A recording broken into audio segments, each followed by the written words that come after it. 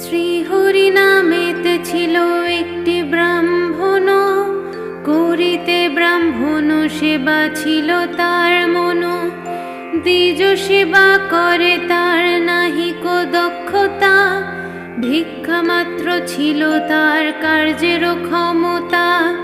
নিত্য ভিক্ষা করি করে উদর পূরণ, তাহাতেই দ্বিজ সেবা হয় অনুক্ষণ।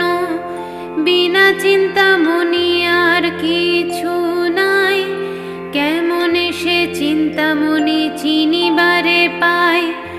অন্তরে সদাই সুখী অন্ন নাহি পেটে, তথাপি কৃষ্ণের নাম ভিজে অকপটে।